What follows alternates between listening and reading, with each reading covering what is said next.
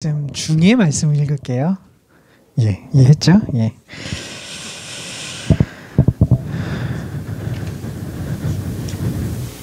이제 방학이죠? 아직 다음 주인가요? 예, 전 방학인 줄 알았어요. 예, 방학인 줄 알았어요. 네. 가장 어려운 게, 가장 쉬우면서도 어려운 게 아이러니하게도 있어야 할 자리에 있는 게 가장 힘든 것 같아요. 한 쌍의 부부가 있었어요. 한 쌍의 부부가 이제 선생님이 학생들한테 얘기해 주는 내용이었어요. 한 쌍의 부부가 유람선에서 이제 해상 재난을 당했어요. 예, 재난을 당하는데 구조선에는 알아요? 알구나. 구조선에는 단 한 자리만 남아 있었어요. 남편은 부인을 남겨둔 채 이제 혼자 구조선에 올랐고, 부인은 침몰하는 배에 의해서 남편에게 이제 소리를 쳤습니다. 어떻게 소리를 쳤을까요?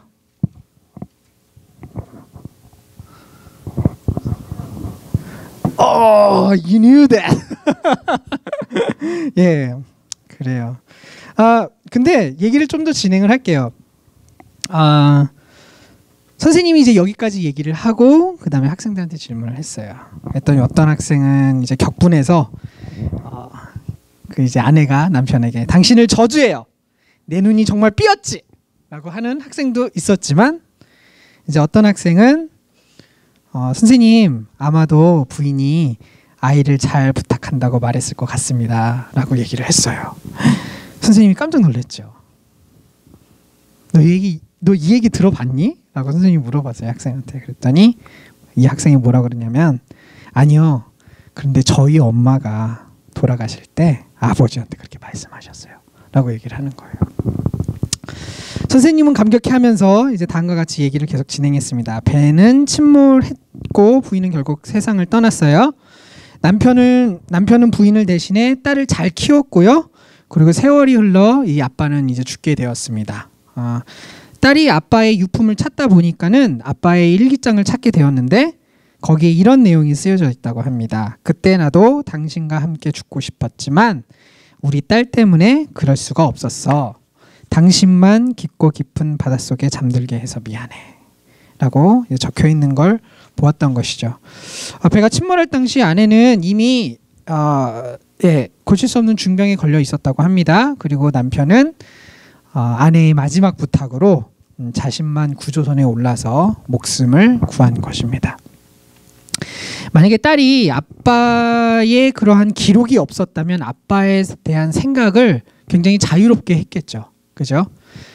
그 디테일한 얘기를 일기장을 통해서 접하지 못하고 아빠가 엄마를 해상 그 재난에서 떠났다는 얘기만 들었을 때 아마 이 딸은 굉장히 많은 생각을 했을 거고 여러 가지 안 좋은 생각들도 했을 거예요. 우리의 생각은 때로는 갈 바를 모르고 제멋대로 움직이는 경우가 많이 있어요. 마치 옥수수가 열을 받으면 어떻게 되죠? 팝콘이 되죠. 팝콘이 될 때 어떻게 돼요? 제멋대로 튀죠. 그게 바로 우리의 생각일 수가 있어요. 이렇게 제멋듯이 튀는 것이 바로 기독교의 묵상이 아니에요. 마치 배가 물 위에 있을 때에 이제 그걸 키라고 하거든요. 방향을 정하는 뒤에 이제 키가 없는 배와 같아요. 아무렇게나 생각하는 그런 묵상들은 매우 위험하죠. 목적지가 없고 방향이 없기 때문에 결국은 폭풍을 만나 좌초가 되겠죠. 때때로 떠오르는 것을 생각하는 것이 그냥 묵상인 것인 줄 착각하는 경우가 있어요. 근데 그러나 기독교에서 말하는 묵상은 단순한 자기 생각, 상념, 잡념, 집념이 아닙니다. 다 알아들었죠? 리차드 포스터는 하나님의 음성을 듣고 그 음성에 순종하는 것이라고 굉장히 명확하게 얘기를 하고 있어요. 그럼 기독교에서 말하는 묵상이 왜 하나님께 초점을 맞추는 것일까요? 오늘 본문 말씀은 그 이유를 명확하게 설명을 하고 있습니다. 본문은 크게 세 부분으로 나누는데요. 예, 본문 이제 띄워주세요. 이제 읽어보도록 할게요. 예, 다 보이도록 제가 좀 물러나서. 유다의 죄는 금강석 끝 철필로 기록되되 그들의 마음판과 그들의 제단불에 새겨졌거늘. 금강석 끝 철필을 여러분들 이해를 합니까? 이거 보면 저 이해 안 가는데. 근데 영어 보면 조금 더 쉬워요. 철로 된 연필 같은 거에 끝부분이 금강석, 즉 다이아몬드로 붙어 있는 그런 거라고 생각을 하면 돼요. 그들은 자녀가 높은 언덕 위 푸른 나무 곁에 있는 그 제단들과 아세라들을 생각하는 도다. 예, 우상을 섬기는 걸 얘기를 하는 거죠. 들에 있는 나의 산아, 내 온 영토를 죄로 말미암아 내가 내 산과 내 모든 보물과 산당들로 노략을 당하게 하리니 내가 내게 준 내 기업에서 내 손을 뗄 것이며 또 내가 너로 하여금 너의 알지 못하는 땅에서 내 원수를 섬기게 하리니 이는 너희가 내 노를 맹렬하게 하여 영원히 타는 불을 일으켰음이라. 이 부분이 잠깐만요. 이 부분이 바로 처음 부분이에요. 지금 오늘 읽게 되는 말씀은 세 부분으로 나누어서 생각을 할 수가 있어요. 다음 부분 보여주세요. 예, 여호와께서 이와 같이 말씀하시니라. 무릇 사람을 믿으며 육신으로 그의 힘을 삼고 마음이 여호와에게서 떠난 그 사람은 저주를 받을 것이라. 어조가 굉장히 세죠. 그는 사막의 떨기나무 같아서 좋은 일이 오는 것을 보지 못하고 광야 간조한 곳 건건한 땅 사람이 살지 않는 땅에 살리라. 건건한 땅은 마른 땅을 얘기를 합니다. 예, 사막과 같이. 그러나 무릇 여호와를 의지하며 여호와를 의뢰하는 그 사람은 복을 받을 것이라. 그는 물가에 심겨진 나무가 그 뿌리를 강변에 뻗치고 더위가 올지라도 두려워하지 아니하며 그 잎이 푸르며 청정하며 가무는 해에도 즉 비가 내리지 않는 해에도 걱정이 없고 결실이 그치지 아니함 같으니라. 이 부분이 중간 부분이에요. 그 다음에 마지막 부분이 있습니다. 만물보다 거짓되고 심히 부패한 것은 마음이라. 누가 능히 이를 알리오마는 나 여호와는 심장을 살피며 폐부를 시험하고 각각 그의 즉 여러분들 폐를 얘기를 하는 겁니다. 각각 그의 행위와 그의 행실대로 보응하나니 불의로 치부하는 자는 자고새가 낳지 아니하나를 품은 같아서 그의 중년에 그것이 떠나겠고 마침내 어리석은 자가 되리라. 새 중에서 다른 새의 다른 새의 그 네스트, 네스트에 둥지에 둥지에 알을 넣고 가는 새가 있어요. 그 새를 얘기를 합니다. 결국에는 그 새는 떠나겠죠. 영어 부분이 있습니다. 영어 부분 발런티어로 한 명 읽어주세요.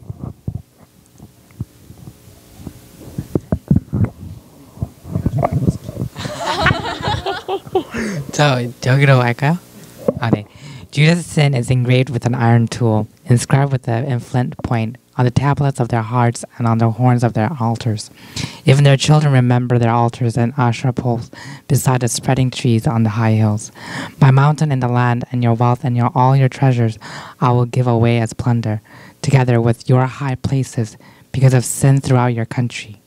Through your own fault you will lose the inheritance I gave you. I will enslave you to your enemies in a land you do not know, for you have kindled my anger, and it will burn forever. This is what the Lord says. Cursed is the one who trusts in man, who depends on the flesh for his strength, and whose heart turns away from the Lord. He will be like bush in the wastelands. He will not see prosperity when it comes. He will dwell in the parched places of the desert, in a salt land where no one lives. But blessed is the man who trusts in the Lord, whose confidence is in him. He will be like a tree planted by the water that sends out its roots by the stream. It does not fear when he comes. Its leaves are always green. He has no worries, no the year of drought, and never fails to bear fruit. The heart is deceitful above all things and beyond cure. Who can understand it? I, the Lord, search the heart and examine the mind, to reward a man according to his conduct, according to what his deeds deserve. Like a partridge that hatches eggs it did not lay, is the man who gains riches by unjust means. When his life is half gone, they will desert him, and in the end he will prove to be a fool. 여러분들이 말씀 읽을 때 지난주에 김우희 목사님께서 머릿속으로 상상을 하라고 말씀하셨죠. 근데 여러분들이 모를 수 있는 게 있어요. 여기서 보면은 제단의 뿔, the horn of altar, altar일 거예요. altars 이렇게 나와 있는데 그림을 한번 보여주세요. 네, 제단이 네모, 즉 그 불을 태우는 그 부분이 이렇게 사각형이 있는데 그 중에서 한 부분에다가 이제 그 제물의 피를 이렇게 바릅니다. 그게 바로 제단의 뿔인데 여기에 그 새겨진다는 것을 그러니까 그 유다 백성들의 죄가 새겨져 있다라고 표현을 하는 거예요. 조금 더 볼 수 있게 다른 거 보여주세요. 근데 이게 이제 태우는 그런 제단이라면 양 끝에 이제 그 뿔이 있습니다. 뭐 여러 가지 상징이 있을 수 있죠. 힘일 수도 있고 구원일 수도 있고, 예를 들어서 모르고 사람을 죽였을 경우 의도지 않게 저 뿔을 잡으면 어떻게 돼요? 사형을 당하지 않습니다. 저 구원의 뿔이라고도 얘기를 하죠. 근데 저 뿔에 그들의 제단의 뿔에, 그러니까 사람들의 제단의 뿔에 바로 죄가 새겨져 있다는 거예요. 유다의 죄가. 그러니까 그들의 죄가 얼마나 깊은지에 대해서 이런 단어들로 이제 하나님께서 말씀을 예레미야에게 하십니다. 오늘 본 말씀은요, 세 부분으로 나눠져 있어요. 1절부터 4절, 그 다음에 5절부터 8절, 8절, 그 다음에 9절부터 11절까지 이렇게 나눠져 있습니다. 여러분들 햄버거 좋아하세요? 지겹나요? 하도 먹어서? 자니스에서 너무 먹었어요? 햄버거라고 생각을 하면 돼요. 1절부터 4절까지는 빵이에요. 그리고 5절부터 8절까지는 이제 고기와 소스와 여러 가지 양념들 집어넣은 그 부분이고, 배고프나요? 뒷부분은 뭐죠? 또 빵이죠. 다 중요해요. 그죠? 다 중요한데 그 중에서 오늘 집중적으로 살펴볼 말씀이 바로 그 중간에 있는 말씀인 거예요. 5절부터 8절까지 말씀. 그럼 다른 얘기 해볼까? 좀 더 맛있는 얘기. 주먹밥 정말 맛있는 거 먹어봤어요? 한국에서 주먹밥을 팔아요. 한 이 정도 크기로 팔거든요. 근데 거기에다가 이제 그 밥 속에다가 이제 제가 제일 좋아하는 건 김치볶음, 참치 김치볶음이에요. 거기에다가 치즈도 넣고 뭐 이렇게 여러 가지 넣은 다음에 그 겉에다가 뭐를 하냐면 김 이렇게 얇게 조그맣게 조그맣게 그 조각 낸 거를 이렇게 붙여요. 그리고 나서 마무리로 뭘 하죠? 깨, 그렇죠. 먹어봤네. 깨를 이렇게 합니다. 그래서 이제 호일로 싸가지고 이렇게 먹죠. 그거에 정말 잘 어울리는 거는 또 라면이죠. 아무튼 제가 뭔 얘기를 하려고 그랬냐면은 무슨 얘기를 하려고 그랬냐면은 그 주먹밥 안에 그 양념 김치 그리고 고기도 넣을 때도 있는데 그 부분이라고 생각을 하면 돼요. 그래서 처음 부분, 마지막 부분, 중간 부분이 있는 것입니다. 5절을 보면요, 처음부터 강한 어조로 시작해요. 저주를 받는다고 나와 있어요. 굉장히 하나님께서 강하게 말씀을 하시는 걸 볼 수가 있는데, 어떤 이유에서 이런 저주가 이제 주어지게 되는 것일까요? 첫째는 하나님께서 말씀하시기를 이제 사람을 의지하는 마음에서 이 저주가 비롯된다고 얘기를 하고 있어요. 쉽게 얘기를 하자면은 어려운 일이 있었을 때 우리는 우리의 방법으로 해결을 하려고 그래요. 보편적으로 이렇게 얘기를 해요. 한국에서 저희 이제 제 친구들끼리 이렇게 얘기를 한 게 뭐냐면은 세 부류의 친구를 사귀면 굉장히 인생에 있어서 도움이 된다라고 얘기를 해요. 첫째가 누굴까요? 판사, 변호사 혹은 경찰, 법 쪽에 있는 사람. 예. 그 다음에 두 번째 누구? 의사, 그렇죠? 의사나 간호사나 혹은 약사, 뭐 아무튼 의료계에 있는 친구. 예. 마지막은 누굴까요? 예. 목사라고 합니다. 예. 왜냐하면 이제 첫째 부류는 이제 법 같은 법과 관련돼서 이제 도움을 줄 수 있고, 두 번째는 우리 몸에 관련돼서 도움을 줄 수 있고, 이제 마지막은 영적인 부분에서 도움을 줄 수 있다고 해서 친구가 저한테 그렇게 얘기를 하는 거를 제가 들어본 적이 있습니다. 우리가 어려움을 찾을 때 누구를 찾게 되나요? 우리들의 가족을 찾게 되죠. 친구를 찾게 되죠. 저도 어려운 일이 있었어요. 어머니께서 갑자기 막 사고를 당하셔가지고, 불의의 사고를 당하셔가지고 이제 법적으로 또 싸우게 됐고 막 되게 복잡했었어요. 그때 아는 분을 통해 가지고 전화를 해가지고 법조인의 조언을 받고 막 그렇게 했었던 걸 기억해요. 도움을 우리의 방법으로 해결하는 걸 자체를 제가 비난하는 것이 아니에요. 그런데 그것만을 가지고 여러분들이 해결을 하려고 하면은 여러분들의 삶 속에서 많은 부분을 잃게 되는 거예요. 말씀의 표면적인 그런 부분들은 이렇게 친구나 가족을 통해서 해결책을 찾는 것을 말을 하고 있지만, 그리고 또 그런 해결책을 찾는 것이 잘못은 아니지만 본문을 조금 더 깊게 들어가기를 원합니다. 삶 속에 어려운 일이 있었을 때 그 어려운 일에 대한 묵상을 여러분들이 하지 않으면 단순히 해결할 방법만을 찾게 되면은 안 되는 것이에요. 이해가 갑니까? 예. 그 원인을 알아야 되고, 그 어려운 일에 대한 전체적인 이거를 조망이라고 하거든요. 예. 전체를 볼 수 있는 눈으로 여러분들이 볼 수 있어야 돼요. 한 걸음 뒷걸음 물러나서 그 전체를 볼 수 있는 부분. 다시 쉽게 설명을 하면은 어떠한 사건이 일어났을 때 그 나무만 보는 것이 아니라 숲으로 볼 수 있는 그런 마음. 그 마음이 바로 묵상에서 오는 것이에요. 하나님을 믿는 성도는 전체를 살펴볼 수 있는, 우리의 삶을 통해서 전체를 살펴볼 수 있는 그런 눈이 띄어져야 합니다. 그런 눈을 우리에게 제공해 주는 것이 바로 하나님의 말씀을 듣는 것, 하나님의 말씀에 순종하는 것이에요. 하나님의 음성이 우리 삶 속에서 더 드러날 때에 어려운 시기 때 하나님의 말씀이 더 드러나요. 자신을 더 돌아보게 되고요. 그렇지 않나요? 여러분들 경험상으로. 어려움이 있을 때에 자신을 돌아보는 것이 바로 묵상을 통해서 굉장히 중요한 거예요. 예. 이것이 바로 기회인 거예요. 자신을 다시 한번 돌아보고 혹시 나에게 있는 죄가 있는 것인가 없는 것인가.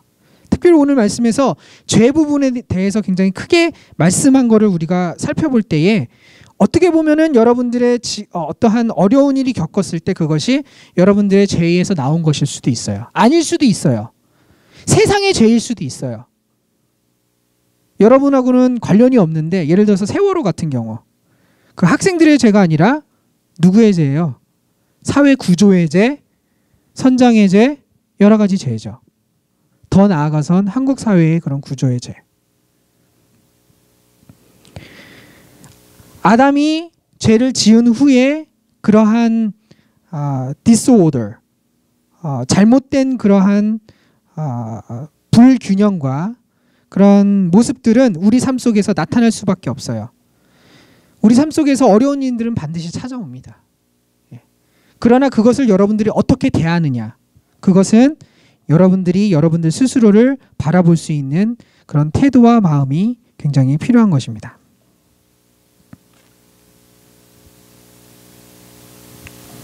만약에 자신을 죄 혹은 자신의 세상의 죄 혹은 전혀 관련 없이 어떤 일이 일어났을 때 그것이 영적으로 여러분들이 바라보지를 못하고 단순하게 사람을 의지해서 해결하려고 한다면은 그것은 바로 하나님을 떠난 마음과 같다는 것이에요. 내 주변 상황에 대한 바른 인식이 없는 것, 그게 바로 하나님을 떠난 마음입니다. 하나님의 마음에 하나님의 말씀이 없기 때문에 주인 없는 망아지 얘기를 들어봤나요? 예. 운전석에 휠이 없는, 운전대가 없는 차를 여러분들 몰 수가 있나요? 그런 것과 마찬가지예요. 자기 멋대로 생각하는 그러한 묵상이 아니라 그 상황을 통해서 하나님을 바라보고 자신을 바라볼 수 있는 것. 그러나 만약에 그 상황이 하나님과 전혀 관련 없는 그런 여러분들의 모습이라면 다시 한번 그 떠나간 마음에서 하나님께 돌아오는 마음이 되기를 바랍니다. 사막의 떨기나무, 뜨거운 때의 사막, 건조한 땅, 5절 그런 그 성경 말씀이 바로 뭐를 의미하냐면은 이러한 여러분들의 어려운 마음의 상태를 얘기를 해요. 이따가 말씀을 하겠지만은 hit이라는 것, 영어 부분에 있어서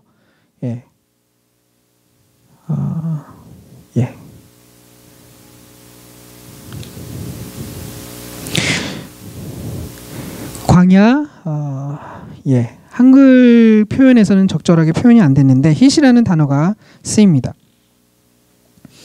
뜨거운 그런 모습이 온다라고 얘기를 하고 있거든요. 그 상태는 바로 뭘 얘기를 하면 죽음을 얘기를 합니다. 하나님을 통한 세상을 바라보는 것, 혹은 현재 겪고 있는 일에 대한 똑바른 인식이 없다면은 그것은 바로 죽음의 상태, 여러분의 영적인 죽음의 상태와 같다는 것입니다. 이것과 대비해서 두 가지의 다시 돌려주세요. 감사합니다. 다시 돌려주세요. 5절과 8절 말씀을 보면은요, 두 개의 병행 구조가 나타나요. 하나는 5절, 6절, 그 다음에 7절, 8절. 즉 5절, 6절은 바로 더 크게 봤을 때 1절과 4절, 그 다음에 9절과 11절에 그런 인간의 부패한 마음을 하나님께서 설명을 하셨다면 그 가운데 있어서 5절과 6절은 바로 하나님께서 저주를 하는 대상이 어떠한 모습으로 어떠한 생각으로 사는지에 대해서 표현을 한 것이고, 7절과 8절은 그거와 대비하여서 복을 받는 것, 여러분들이 생각하는 복과 제가 생각하는 복이 좀 다를 수는 있겠지만 그런 복에 관련되어 있어서 하나님께서 이제 저주가 아닌 풍성한 삶을 사는 사람의 모습을 보여줍니다.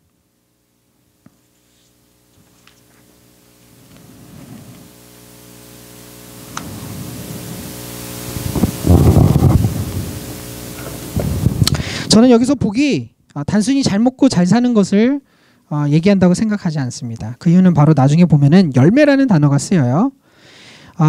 비유로 하나님께서 7절과 8절을 말씀을 하시는데요. 나무가 끊이지 않는 영적인 생명수에 닿아 있고요. 더위나 가뭄이 와도 걱정이 없게 됩니다. 더위나 가뭄, 영어로 hit과 drought 표현을 썼는데 바로 어려운 때를 의미를 합니다.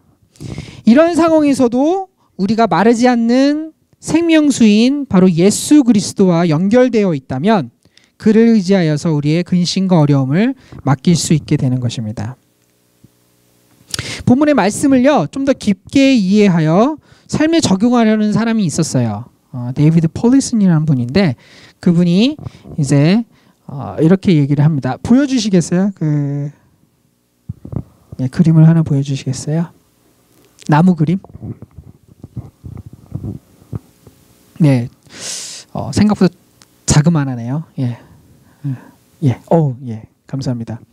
그래서 감사해요. hit이라는 것은 바로 우리 삶 속에서 나타나는 어려움들을 얘기를 해요. 그것은 여러분이 일으켜서 여러분들의 잘못된 걸로 인해서 일어나는 일일 수도 있고요. 아까 말씀을 드렸듯이 여러분하고 전혀 상관없이 갑자기 무슨 일이 터져서 혹은 다른 사람에 의해서 겪게 되는 어려움일 수도 있어요. 그런 hit이 있습니다. 그런데 그것을 반응하는 두 부류의 사람이 오늘 바로 말씀을 통해서 나타났죠. 하나는 조금만 올려주세요. 네. 아까 보면은 bush라는 말이 나와 있어요. 영어로. 한국말로 좀 더 통역이 잘 된 것 같아요. 번역이 잘 된 것 같은데 떨기나무라고 되어 있거든요. 사막의 떨기나무라고 되어 있는데 그 떨기나무는 가시가 있습니다. 여러분들이 어려움을 겪었을 때 여러분들의 반응을 살펴볼 필요가 있어요. 여러분들이 어려움을 대하는 그 모습 중에서 여러 가지 모습이 나타날 수 있어요. 예, 도망치기도 하고 회피하기도 하고 남에게 화를 내기도 하고 분노를 일으키기도 해요. 그런데 중요한 거는 여러분들이 그 hit을 어떻게 파악하고 있느냐에 따라서 자기가 throne의 모습이 나타나는가 살펴볼 필요가 있다는 것이에요. 제가 왜 묵상 얘기를 하는데 이런 얘기를 하냐면은 바로 여러분들이 여러분의 상황을 살펴보는 그 hit을 살펴보는 그런 상황과 그 다음에 여러분들이 반응을 어떻게 하는지를 살펴보기를 원해요. 정말 스론스처럼 자기가 반응을 하는가. 회피, 분노 혹은 슬픔 그것으로 여러분들이 반응을 하는가. 아니면 오늘 말씀처럼 다른 모습으로 이제 조금 더 크게 보여주시겠어요? 밑에 보면 크로스가 나와 있습니다. 네, 크로스가 나와 있죠.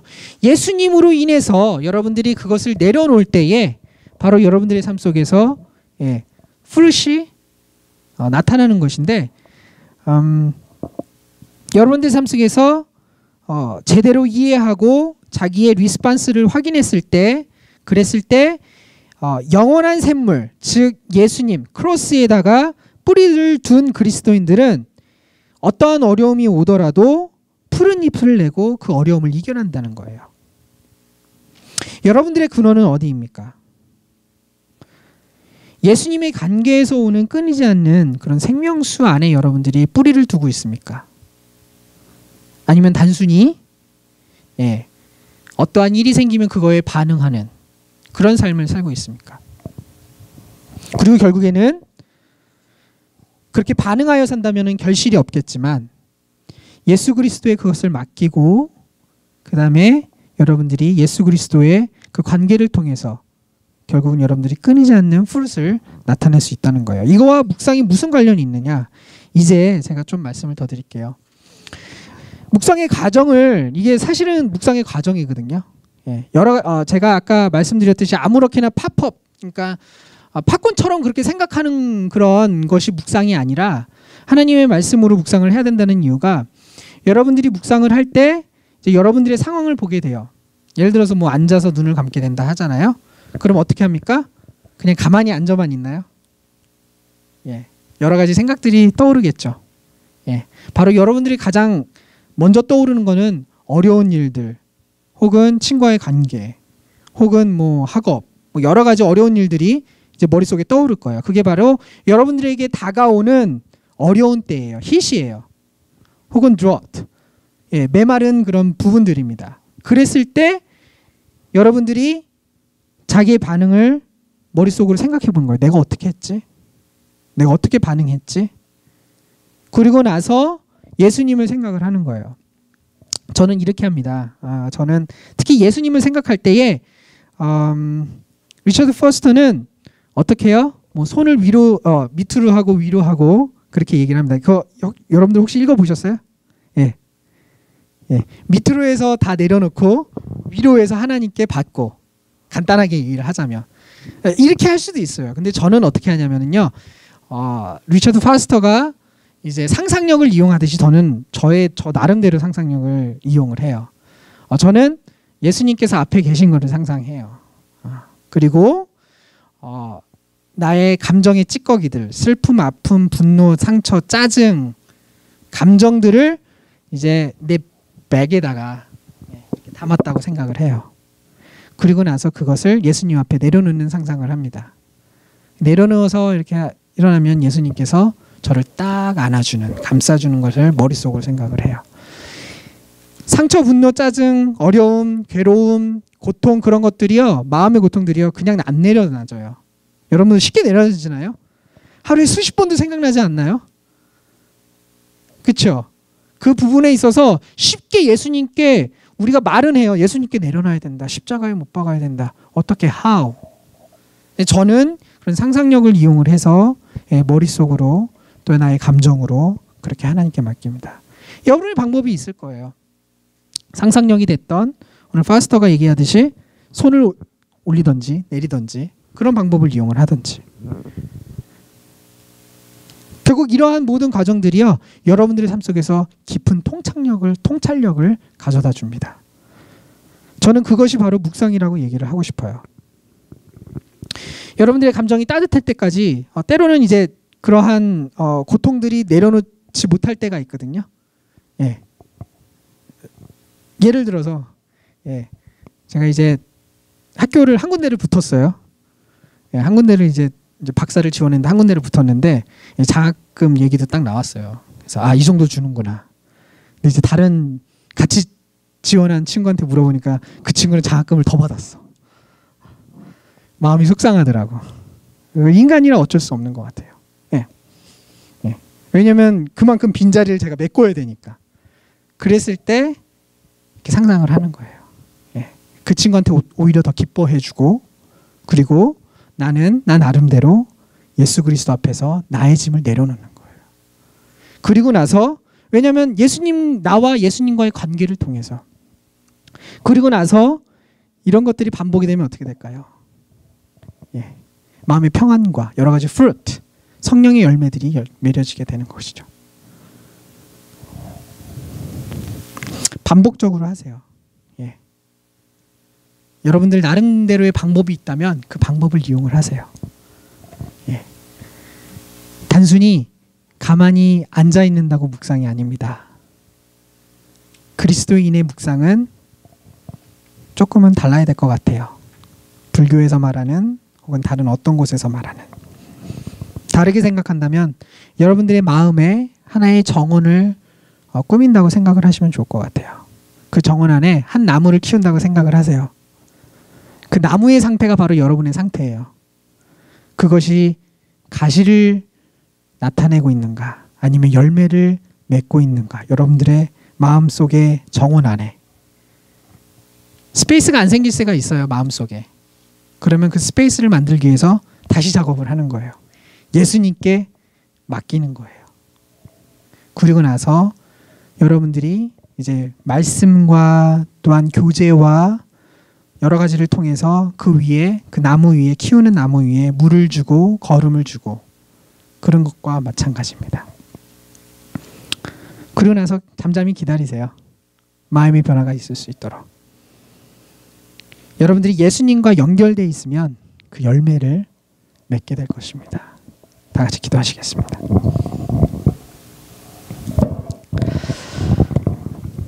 하나님, 우리가 묵상에 대해서 생각해보고 또한 죄에 대해서 생각해보고